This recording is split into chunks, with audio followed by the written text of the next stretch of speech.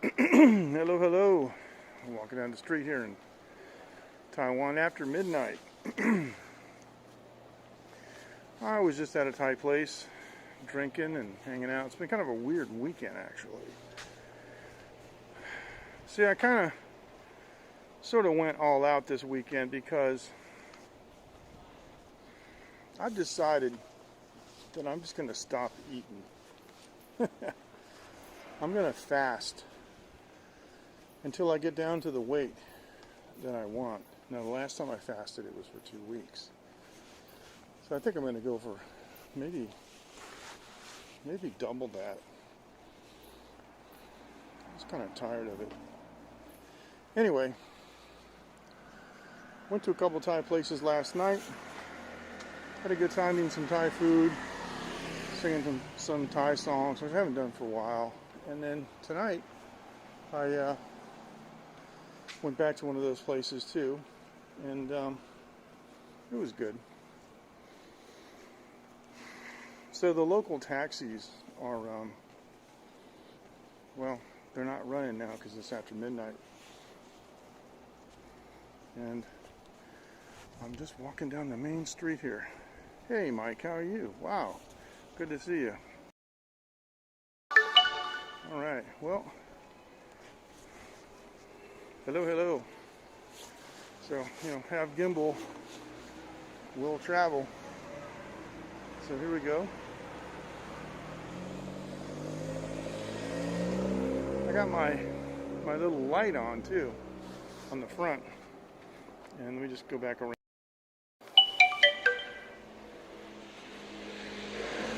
Hey.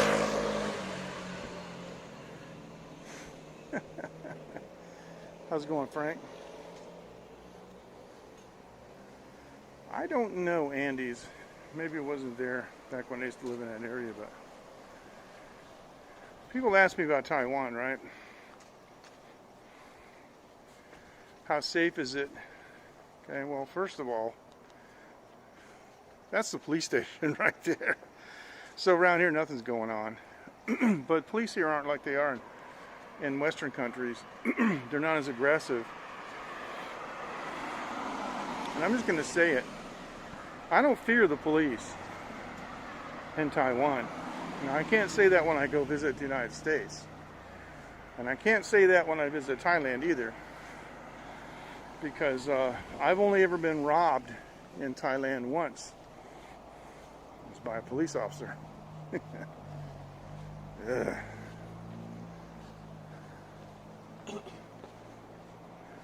But this is a place where you can walk, anytime, day or night.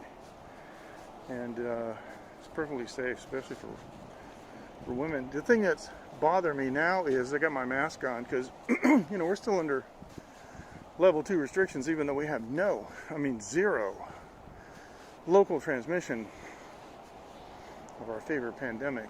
It's great. But we still have to wear masks when we're outside, except if we're exercising or doing something else. Excuse me.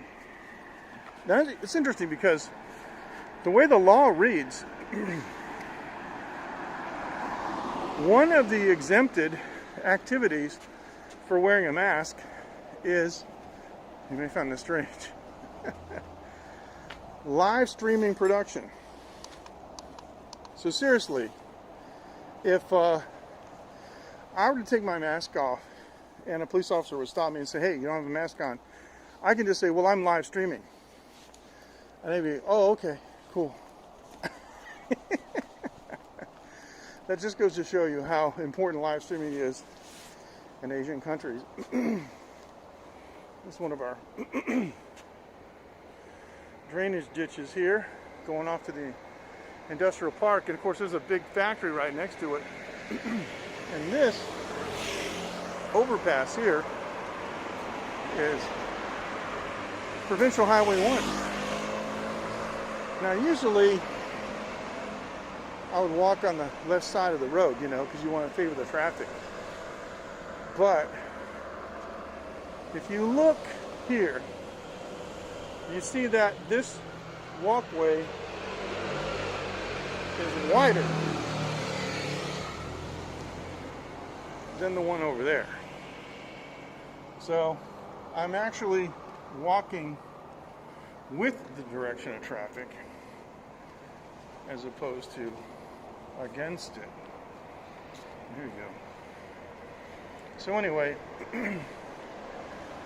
now that I kind of had my fill of eating and drinking a little bit, and whoa, hello. Oh, in stereo, this must sound great. For those of you listening now or on the replay in earbuds, hello, whoa. Oh, that's going to sound great. What a great reverb time. That'd make an excellent reverb for a record. I should come down here and get an impulse sample. Yeah. Which is exactly why I'm going on that fast. The echo's something, isn't it? Now, Susan Cates is really my friend Frank. That's his wife's account. But Frank sent me some pictures, and we have mutual friends from way back, Fred and Mary. And you know something, Frank? I think I wrote this to you in email. They're like immortal or something. They just, I mean, they look exactly the same as they did like 30 years ago. It's amazing. Actually, yes, I have a Columbia rain jacket on because it was raining a little earlier. But I do have my gimbal. Yeah, no, they don't. I was looking at Mary. I said, my goodness, Mary looks like I knew them like 35 years ago. Yeah, Fred's wife, Mary. Wow. I was looking at her picture. I was like, come on, man. That can't be recent. Yeah, and Fred too, you know. Yeah, Fred's looking good.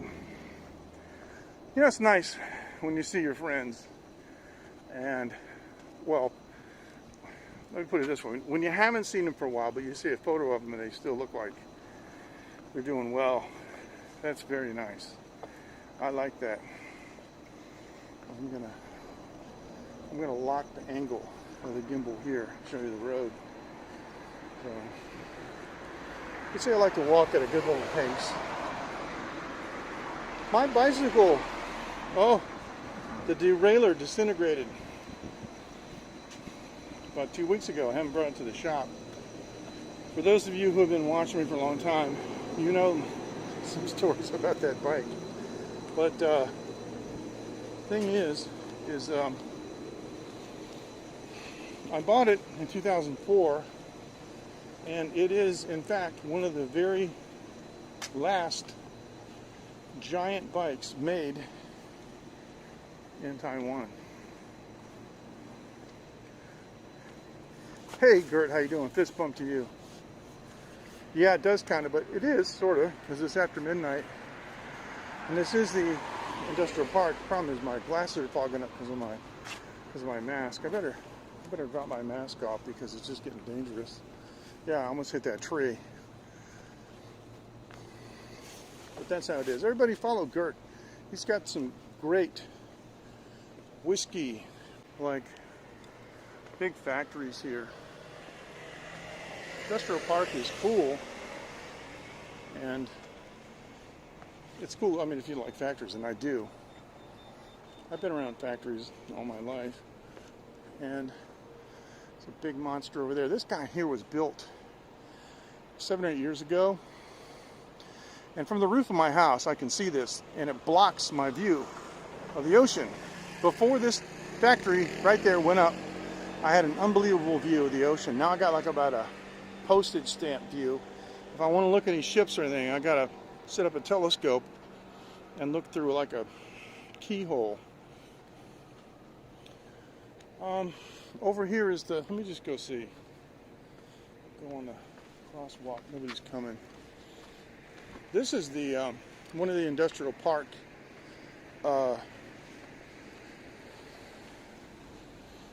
directories. Now, as you can see, if you don't speak English, kind of messed up here. Now this is Gongye Erlu. That's it says Gongye Second Road. Gongye means industrial. It's an industrial second road. And then on the far right it says Guangfu North Lu, Guangfu Beilu. So that's what this intersection is, and it shows you all the different companies. Now these guys right here, Rytech, they're famous for CDs and DVDs. They do compact discs and DVDs. Probably heard of those. So kind of like you lay back a little bit of it. Hey Ken, how you doing? Fist bump to you, bro. I think that, yeah, I was actually looking at that before I got my tadpole trike. If that's the one I'm thinking of, yeah, that was actually a nice bike. Looked like it would be good for a, you know, a laid back trip somewhere. All right, let me straighten this thing out. This gimbal drifts over time. It's got a lock button, but sometimes she just acts kind of funny. This is the DJI OM4. It's a very odd bird. It's a very good gimbal, but it's an odd one. I like the pistol grip. And I got a latex rubber cover for the grip to protect it, which is cool because I dropped it on the ground. It fell off my bike. It didn't even get scuffed up. All right. Excuse me.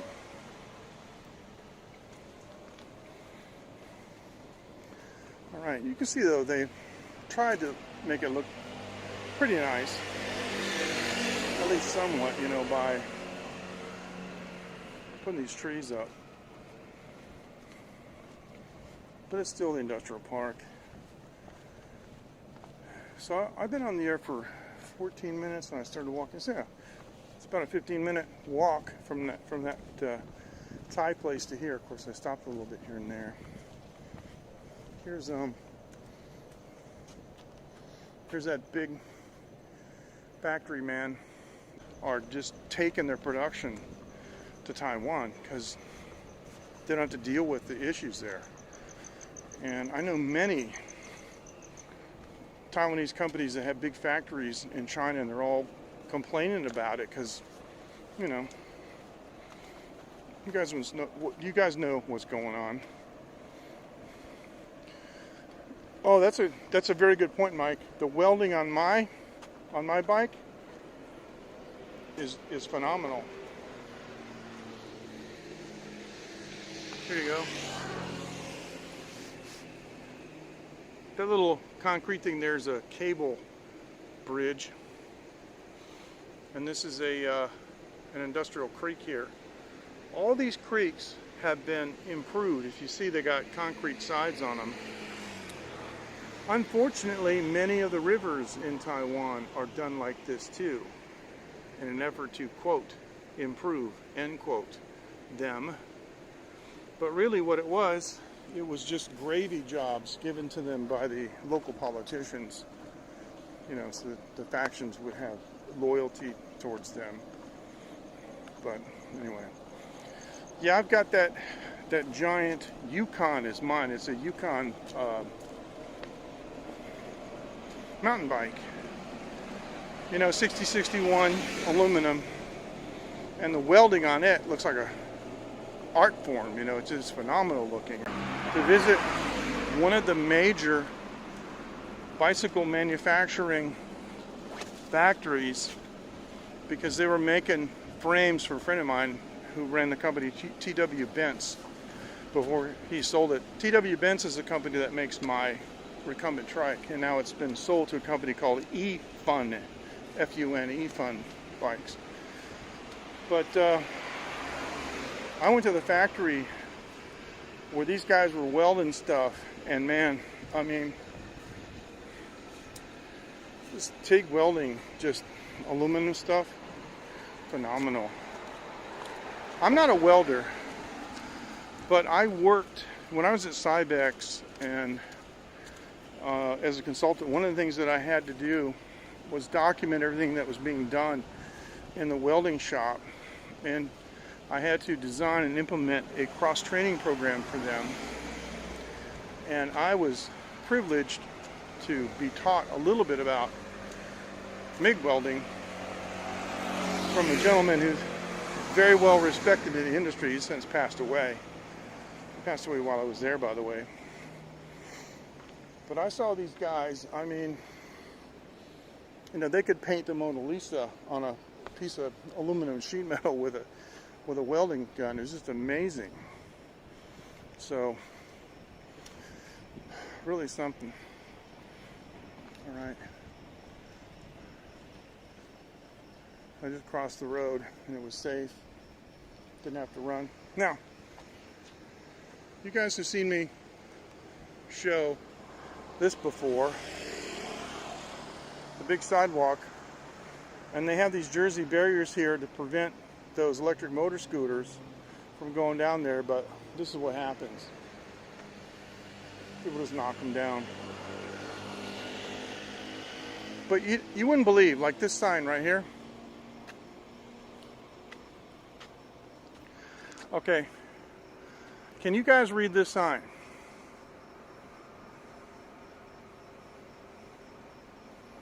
What does it say? On top it's Chinese, then it's English, then it's Vietnamese, and then I'm relatively certain that that is Tagalog, not Indonesian. I'm pretty sure it's Tagalog. Then below it is Thai. Okay? Electric bicycles prohibited on the right, motorcycles prohibited on the left. Yet every single day you will see tons of people going up and down here, right? And I'm sometimes out here with Phoenix because I live over on that side, and we're trying to play in the sidewalk. We're kind of like, I don't know, jump rope or something. And some guy will buzz by in a bike, one of these electric bikes, and I say to them in Chinese, can you read Chinese? And they get mad. They get angry. Like I got a problem. Well, I do have a problem. These people are scofflaws. And I'm going to tell you right now, it's been my personal experience that the Vietnamese people are the worst ones. They just don't like to follow the law. They were riding around here with their lights off at night, trying to save battery, no helmet and stuff, and now they came out with a law, you got to wear a helmet. And a couple weeks ago they came out with a new law, you got to have insurance. Yeah, how are you going to enforce that? Because the thing is, they don't have license plates. They're unregulated. So I told my wife, if one of these dipsticks hits me and causes damage to my car, I'm going to have to jump out and grab the key and turn it off. They're going to run away. And the only way that I'm going to get, you know, any compensation is if I open the back of my van and throw their bike in. Because they don't have any money. They don't have any insurance. It's pretty bad when there's a situation that requires you to be so, well, you have to be kind of fierce in a way just to protect yourself. It's not like when you get in an accident with a car, most people just stop because, you know, insurance is very cheap and it's easy. You know, it's easy to get insurance. Insurance claims are easy to make. So you see people get in an accident and they just, you know, exchange information. Really? Well, gonna have to get in control of that, you know, because it's just, well, it's not a good situation. These are relatively easy problems to solve, but I don't think they want to solve them. I'm thirsty. It's actually not bad, although I'm not really showing you. I mean, the truth is, you know, there is trash. The truth is there is stuff. Like this little cubby hole here, I can't tell you how many times I've seen guys just stand here and urinate in this thing. Oh well. I don't know what to tell you. I'm kind of thirsty. Now I'll tell you what I could do. I figured out how to do this.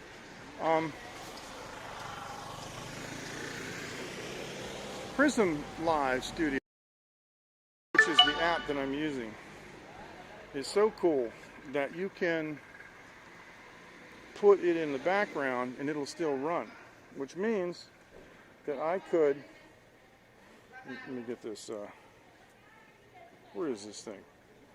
Oh, it's right here. I could put this app in the background and I could run the one for the contact tracing app and scan the QR code and go into the highlight. But before I do that, I'm going to turn this light off. And I'm going to go and, hang on, let's see. Alright, I'm going to make sure that, oh, my glasses are fogging up already. I'm going to make sure that it's clear. I'm just going to put the camera on me. Because the thing is, if Prism has control of the front camera, then I can use the back camera. So there's nobody in here. So here's what I'm going to do. And they usually don't care if I live stream. So I'm going to try this. I'm going to see what happens, okay? If I lose you guys, I'm sorry. But I'm going to go in here and I'll show you what it is first. I have to either scan this or write my name. So I'm going to try. I'm going to try to do this with Prism. No. With Prism, slide again. Slide again. Hang on a second. Hold on. This is not doing what I want to do. This is just as much an experiment for me as it is for you. Hold on. So I got the front camera on me. And if I do this, it's still there. It's still there. Okay. So I should be able to do this and scan the QR code. Oh, I got to go like this. Hang on. Okay. Beautiful. Beautiful. Oh, that actually worked. That actually worked. So let me just do this. I'm going to refresh this. Okay. Oh, that worked. I was able to scan the QR code. Wow. Excellent. Yeah. With Prism is great. So here's what I'm going to do. I'm going to put the camera down and I'm going to go get something to drink because I don't want to push my luck and go up to the counter. Although, you know what, there's nobody in here. Let's see what happens. Okay, I'm going to leave my, this is the case for my gimbal. I'm going to leave it right here. Let's go right here. I want to get something to drink. And I don't think, no, hang on. Alright, I'm going to do this. I'm just going to get some soda water. I'm going to get these wasabi peanuts. I don't want any more alcohol. So what I'm going to do is I'm going to put the camera on. So, I don't think I don't freak anybody out. So, okay. And now, 我拍照我没关系。OK， 放这里。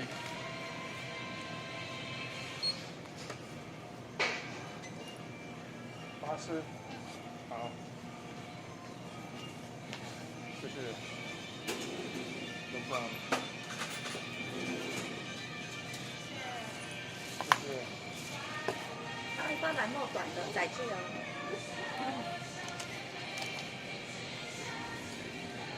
That worked out okay. So, there you go. All right, here we go. We're going to sit over here. And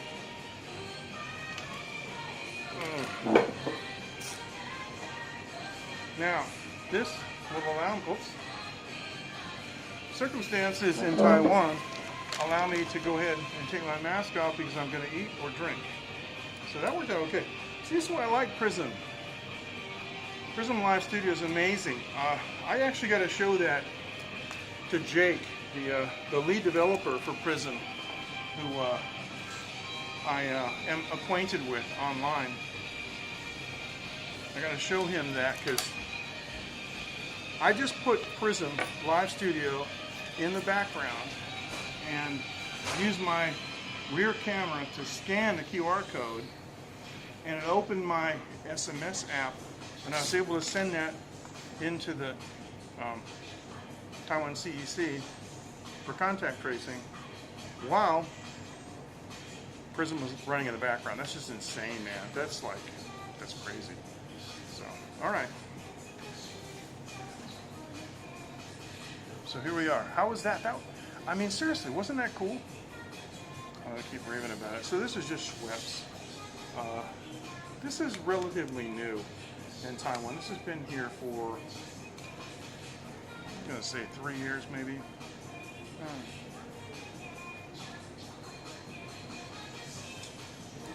I was drinking some whiskey earlier with soda water, and because those of you guys know me, I don't drink a whole lot. I don't get like cocked, you know, like these other guys. But this Thai guy that runs the place, he likes to sit with me and talk, and he was just like pouring them down, and it's ridiculous. Now the other thing is, he wanted to show me this other store. He's got a venture with another place, and they're going to knock out the walls and stuff and open up this big area for like 100 people, so they can do like live music. And he's telling me he wants to go in. He's telling me he wants me to go in there and do live music, and he's telling me he wants me like Friday, Saturday, and Sunday. There's no way, man. I'm not doing that. That's a terrible use of my time. So, but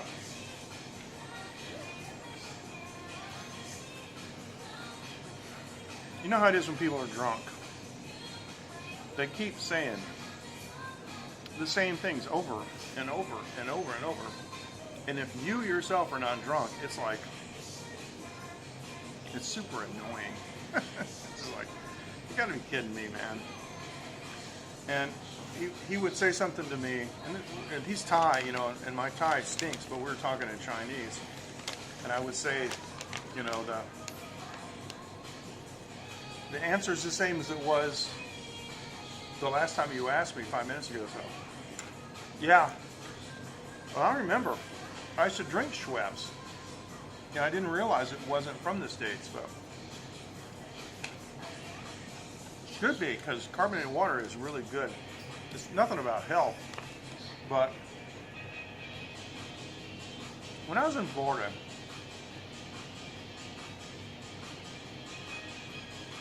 I went down to visit my family, and my mother's husband would sit on the couch, finish a beer, walk to the icebox, get one, and come back. And it was like 30 times, you know, a day. Florida, it's hot, yeah, I get it. But my wife and I, we went to the store, and in the States, you know, you can get like gallons of soda water. We call it bubble water, basically, in Chinese. Actually, we call it cheap houseway, which means like air infused or gas infused water. But bubble water, you can get, you know, and Frank, you know this for a fact, you can get massive bottles of bottled water, and it's cheap. And so we got a big bag of limes. And we also got a couple big bags of ice, just to take the, you know, the load off my mom's freezer. But the rest of the afternoon, we're just drinking limeade. So my mother's husband said, "What's that?" It's just soda water and lime. He said, "Mind if I have some?" I said, "Of course not." So he made us some of that, and he ditched the beer for the rest of the day. And so obviously it's better on his liver. But yeah.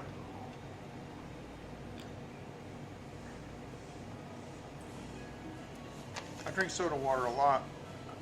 And for me, I find that if I have like stomach acid, indigestion, it helps. And I have no idea why. I don't know if there's a scientific correlation or what, but anyway, works for me. So a couple years ago, I got a soda stream. It's funny because when I was in the States, I never had one. I heard, I just heard, oh, you can get a machine to make your own soda water. Never saw one. Of course, you gotta understand, I've been away from the States 18 years ago. 18 years ago, I didn't know where one was. Here in Taiwan, went to the department store, and there's one. And got all kinds of fancy ones with digital display and the buttons. I just got the cheap one for like $60. You pull the handle, goes shh, makes this bizarre noise that used to scare my kid.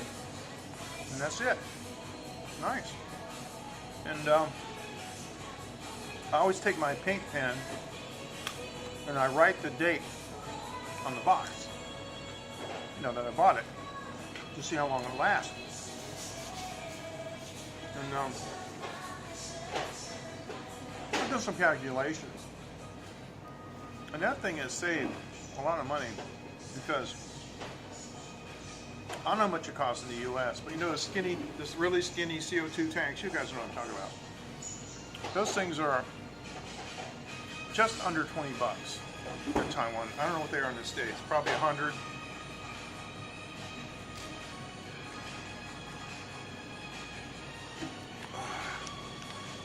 Who knows? The price of CO2 is probably going up there too. But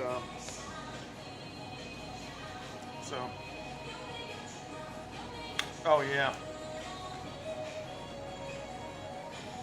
I don't know why they would do that though. It's bad for your pancreas too though, because it was made with corn syrup.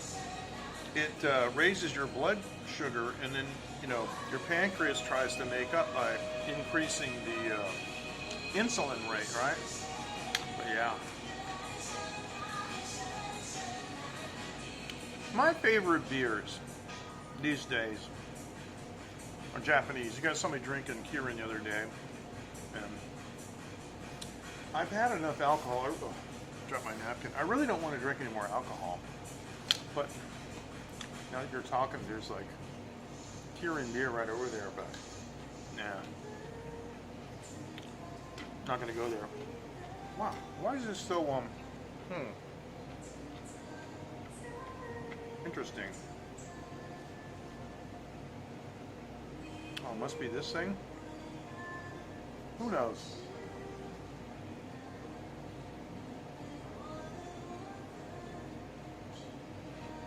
Got kind of a crazy exposure there, so I kind of like it on the dark side rather than the light side. All right, leave it like that. I'm sorry that I really don't have anything new to show you by way of pictures, I don't think. Because,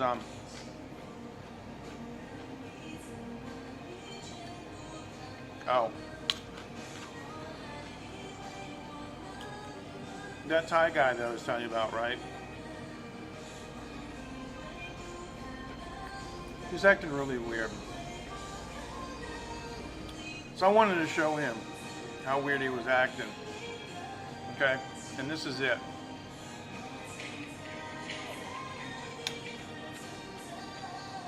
Okay?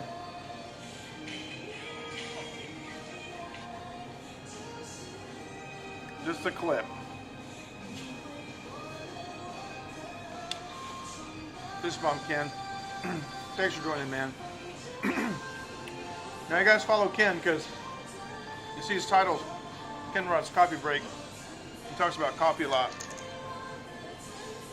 He knows a lot about coffee, and I've actually learned about a lot of new coffees that I can't get here. But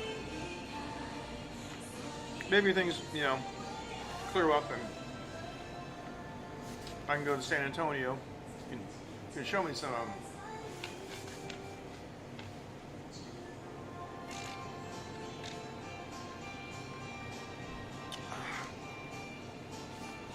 Now, Frank, let me ask you something.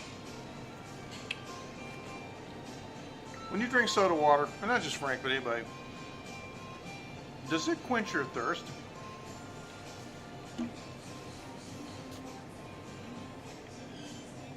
Rub it in, Ken. Just rub it in. I bet it was great. We have Vietnam coffee here. I had a Vietnam coffee the other day, which is actually quite nice. But they use a condensed milk. It's a little bit too sweet, but once in a while, maybe once a month, I'll have one. Or even less frequent than that. But you guys find that soda water is refreshing when you drink it? Like, it like quenches the thirst and really does it? Because I do. Mr. Ebner, fist bump. Rob, how's it going, man? I haven't seen you for a while. How's everything? How's things down in Illinois way?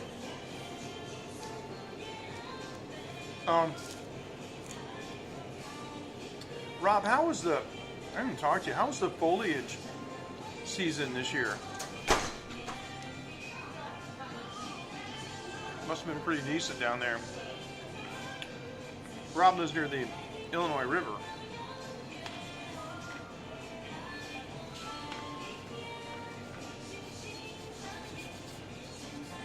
There's a road that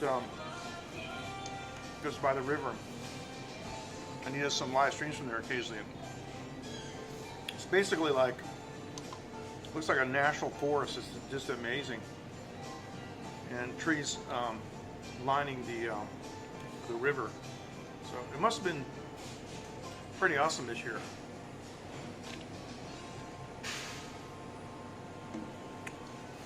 Our friend Frank was talking about the foliage season in the White Mountains too. Of course, it's all past now, but at its peak, it's really something. Those White Mountains in New Hampshire,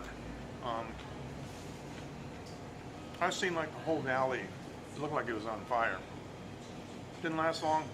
Just the peak was really sharp and it fell off. Yeah, but I bet it was nice. Of course, where I live right now, where I'm sitting, I'm actually south of Key West, Florida. That's where Taiwan is. I'm about 25 degrees off the equator. Now, in the mountains, because we have mountains that are 3,000 meters high, significantly over that. And like just this past week, one of the tall mountains had snow, but only fair?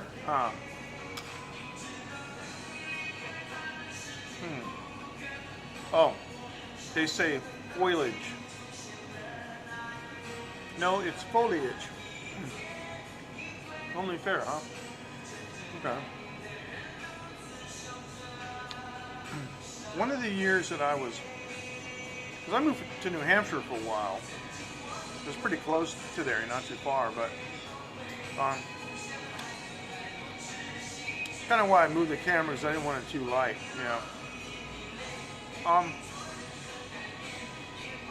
I went one year. I think it was, I'm going to say 2001, and it was really incredible that year. And you look off and, the whole range looks like it's on fire. And if you situate yourself right, you can see both sides of the valley in certain, areas, and it's like, it goes down to the vanishing point. It's really something. And it's hard to believe in evolution, if you ask me, when you look at stuff like that. But So where Rob lives, it must be a lot like that. I mean, I don't know if there's anything special about New Hampshire and the White Mountains. I mean, but it sure is amazing. I think it just has to do with the vastness of the, you know. Well, actually, it's more like, when does typhoon season end? Because the typhoon season is actually much longer than the lull. And we're in the lull right now. But you know, it's not unusual to have a typhoon this late in the year. But it's going to start up again. Anywhere, I mean, recently, Rob, it's not been surprising to have a typhoon almost any time. There were a couple, like 6 weeks ago, even. There were some down near Vietnam, which is another thing that's unusual, because they very infrequently go down towards Hong Kong and towards Southeast Asia. They're usually out in the Pacific, and they head between Taiwan and the Philippines, and then they usually go down to the Philippines, and they usually hit my friend's house in Cagayan Valley near to Gigoro City, or they'll go up and they'll hit Taiwan, or they'll completely miss it and go up and they'll whack Japan. No, that was Woodstock, New York. Woodstock, New York.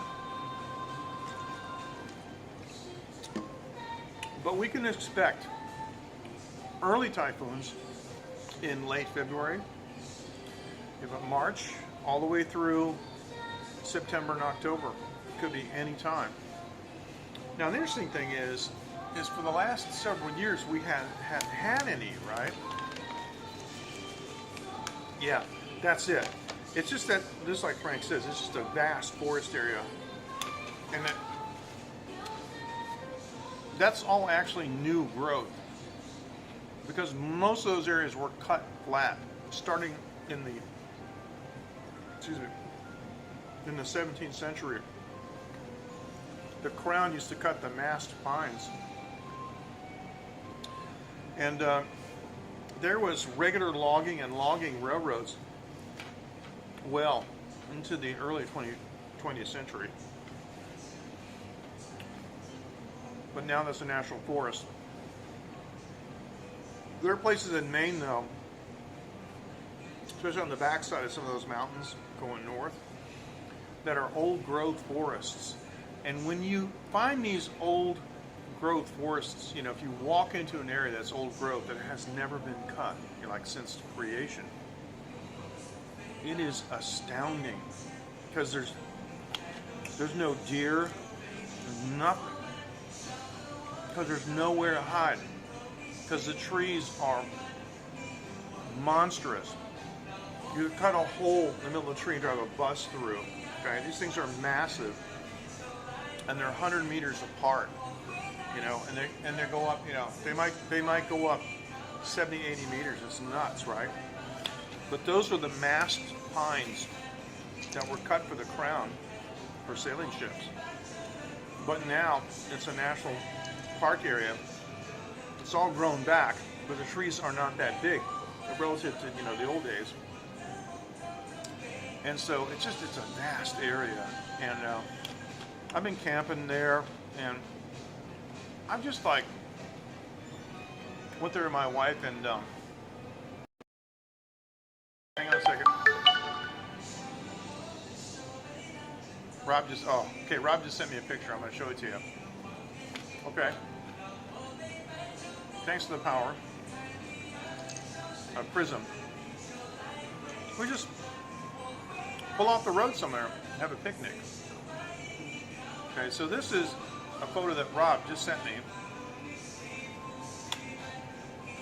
Because this is Prism Studio and we can do it, this obviously was an Instagram post. Okay? And that's what that looks like. That's the Illinois River in the back. All right? Wow. I love it. To those of you who use Line and have my Line contact, whatever photos you send me, like, I can instantly put them right here online. Look at that. What I love is the variety. Like, look at down here in the lower right. I mean, I know that tree looks like it's on fire. Wow. Oh, wow. Okay. Well, either way, man, I mean, yeah, that's fantastic.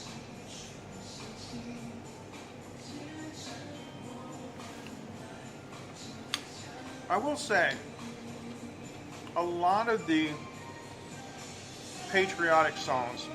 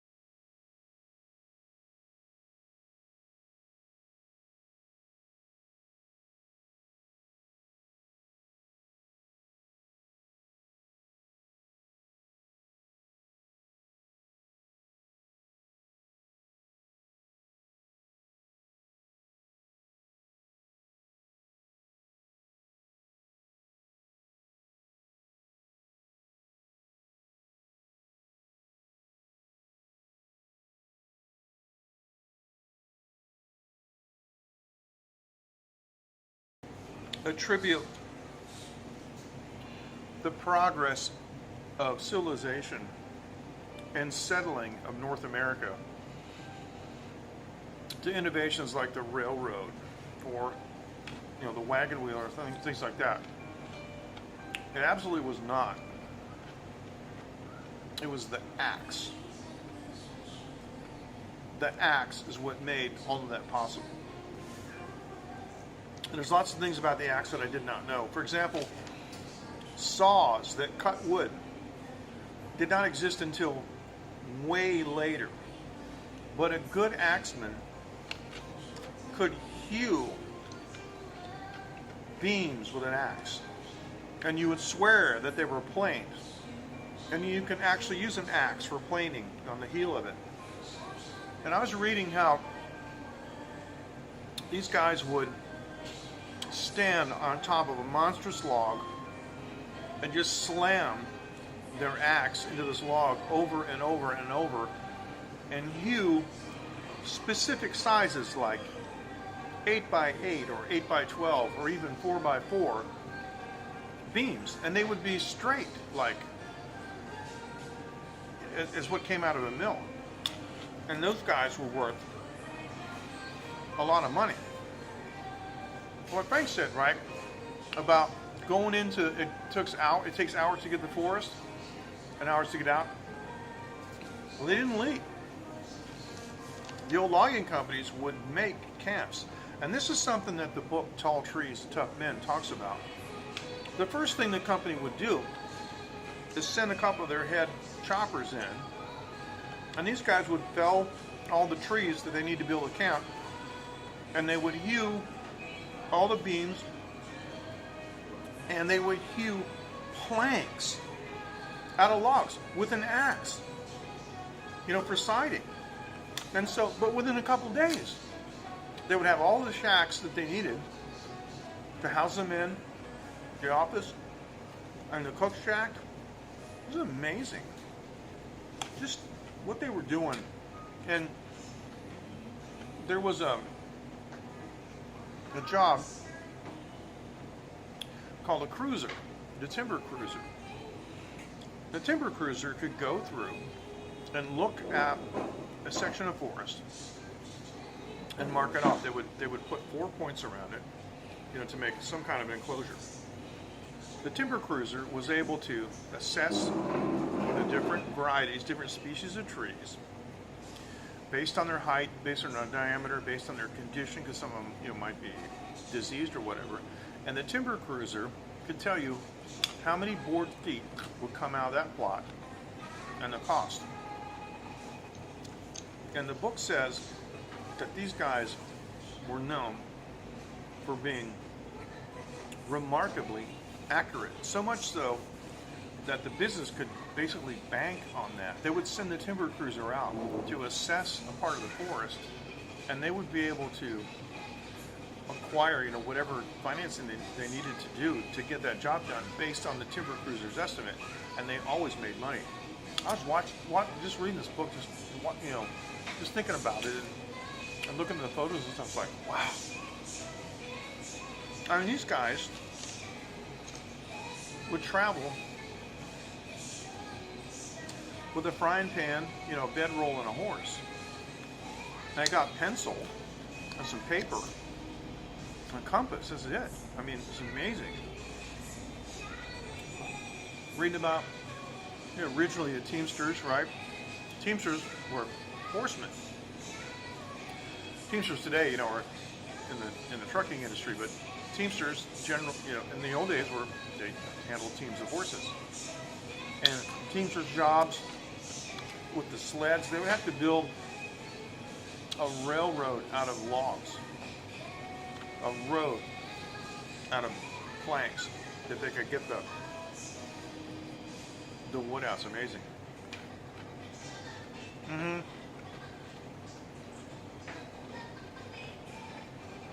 Oh, really? Yeah. I know.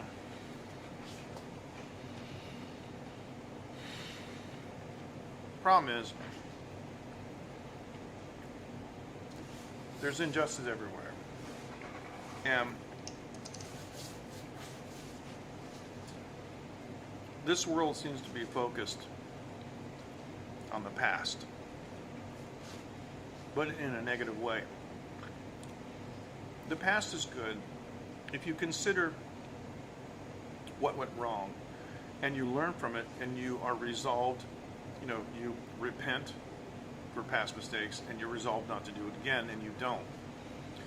But you can't take responsibility. It's really interesting. Just today I saw there's one political activist who's black. And this political activist person did some ancestral research through a company, and she found out that her family owned slaves. Didn't fit really good with the narrative. She was saying, I was expecting to learn some historical perspective from being a slave, but not being from slave owners. But on the other hand, why should that person feel guilty about that? She didn't do it. A lot of stuff went on in the back, in the old days, right? People aren't proud of. But I didn't do it.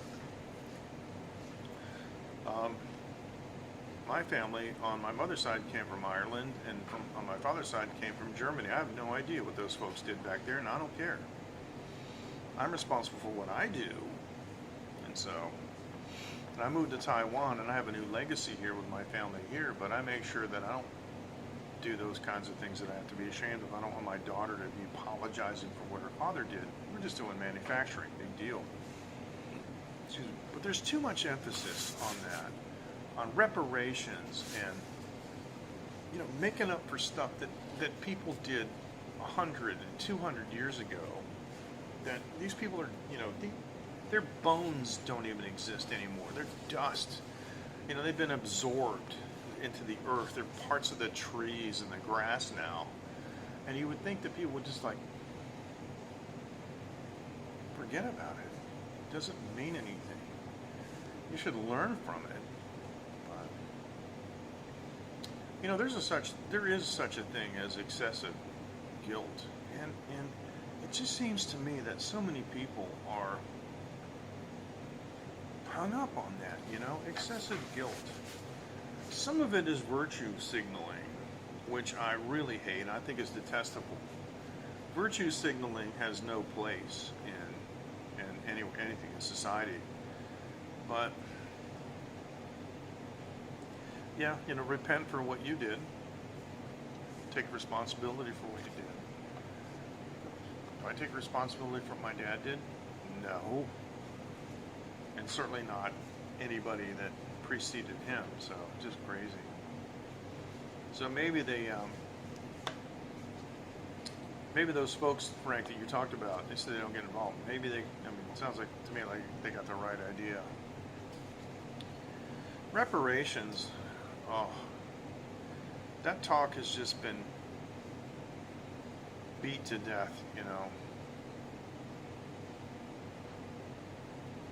Yeah, I hear you. Horse thief, 50 years, decided to stop looking back any further. That's not a bad idea, because sometimes you're just going to find out. What would happen if you found out that you were a descendant of Blackbeard? Who knows? There might be buried treasure worth 50 million. The treasure, right, in the Lynn Woods, I think I know where that is, but I just never bothered with it. I did a bunch of research, and I got some maps, and I traced the Saugus River and about that time, and I made a hypothetical pathway that the pirates, could have carried the treasure into the Lynn Woods, based on the topography back then. And of course, I used to be the chief engineer of WLYN, the radio station. The tower was down near that section, and I looked around a little bit on the Saugus River, but I just decided I just couldn't be bothered, because the Marble Boys spent like 40 years or something digging there and never found anything. So some point in time you just got to give it up.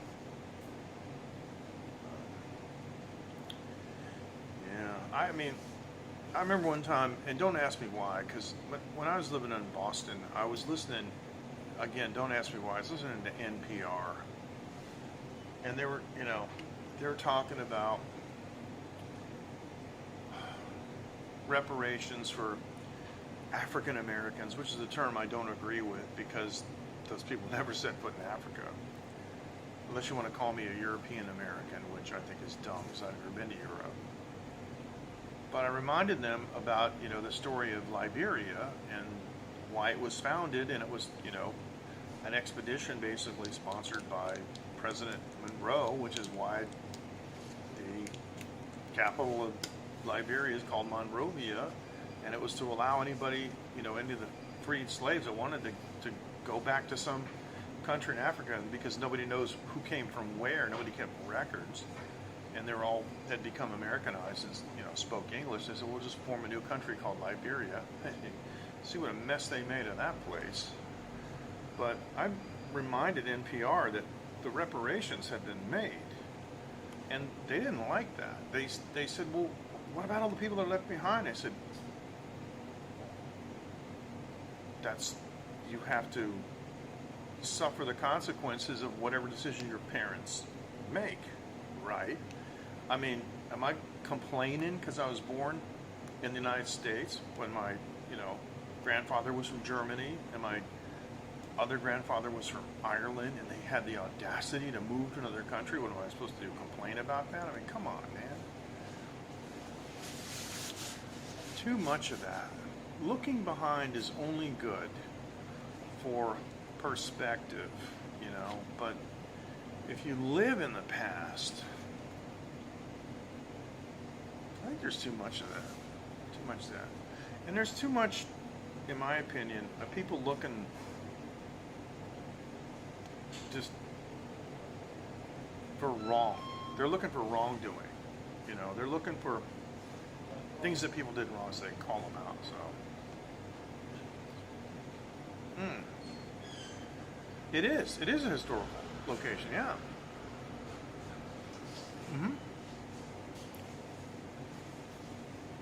I used to spend time in Lynn Woods. I liked it a lot.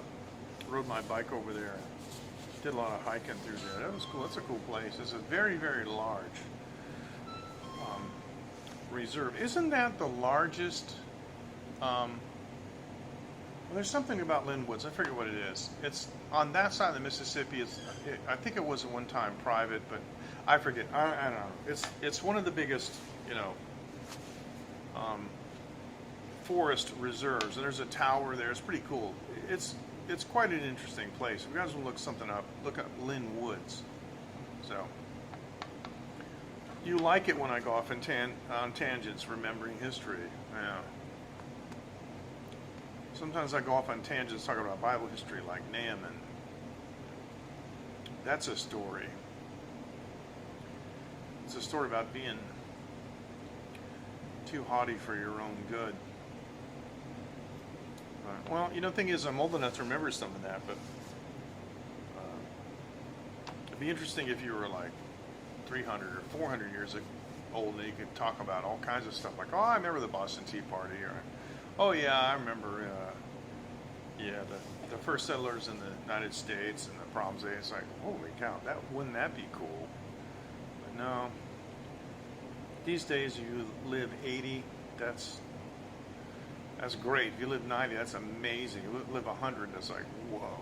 So, but I'll tell you what I did do one time. Back when I was in my 40s, there was a young lady that I happened to meet, and she was pretty nice. And thanks, Kurt. Take care. Bye-bye. I got to know her and her boyfriend. They were pretty cute. And she graduated from college, so she invited me to her graduation party at her house. I said, okay, great. Okay, there you go. There you go.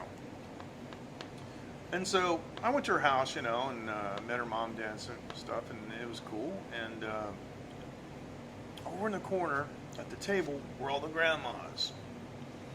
Now, I was about 43, 44, something like that, right? And these ladies were in their late 60s and 70s.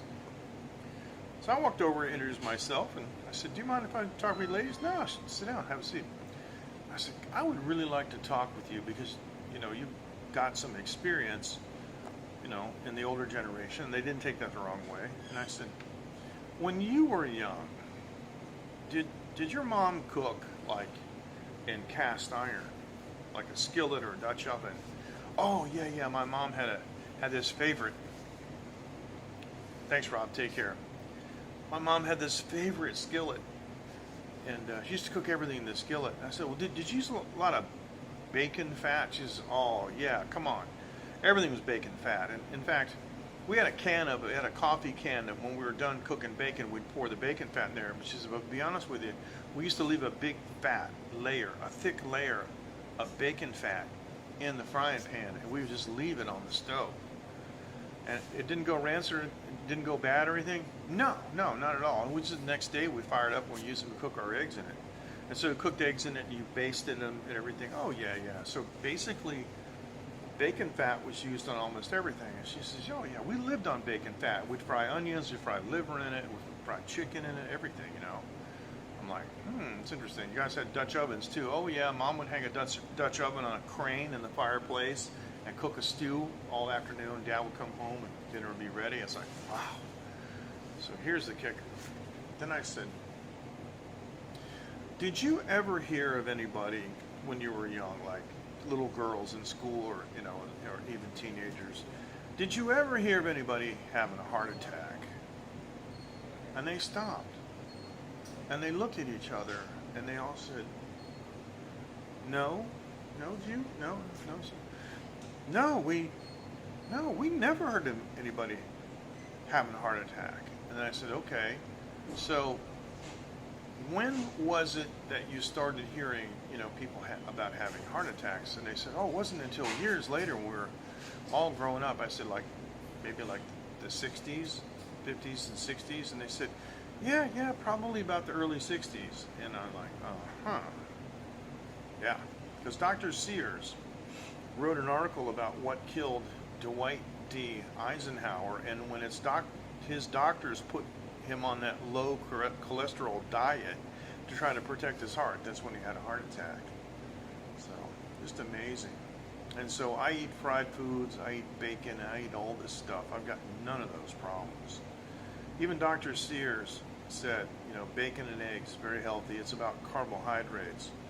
One thing I want to remind everybody about is that this whole thing about cholesterol and clogging the arteries was invented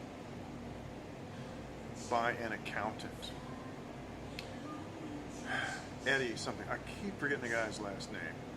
But anyway, Dr. Sears talked about this. On the surface, it made sense to people. So doctors just adopted it without doing any studies. And then when the studies came out later, the studies actually disproved that. Cholesterol protects the heart. And Dr. Sears pointed out that every person that dies from a heart attack has two things in common. Number one, cholesterol's too low. And number two, their last meal was cooked in vegetable oil. So they are. Carbs are the issue. Yep. The problem is carbs are satisfying. And when I feel depressed, I love carbohydrates. So, well, that was the other thing. In the book Tall Trees, Tough Men, it talked about how these lumberjacks almost never got sick. When they did, they would go to the camp and the cookie would give them a scalding hot cup of boiling water with a lemon in it, and they would down that and go back to work. And these guys were lean, and the exercise was amazing, and the outdoors, So when they ate carbohydrates, though, like biscuits and flapjacks and things, it was all in proportion with what they were doing. And so, yeah, these guys burned it off. But, yeah, that's exactly right. Waking hours, yeah, till after sunset, exactly. But after sunset, early on, they would hit the rack, and they would get a good 8, 9, 10 hours of really solid sleep. And that's another thing. So, and I admit that I don't get enough sleep. I got about 9 hours today, so it helped. Sleep is a big thing. And it's not just rest, because processes have to take place. Your mind has to set things straight. Your body has healing processes that it has to do. That's why, like, if you get drunk or you take drugs and you pass out, you might pass out for 8 hours, but you don't get the benefit because those processes don't take place because they've been interrupted by the drugs or the alcohol.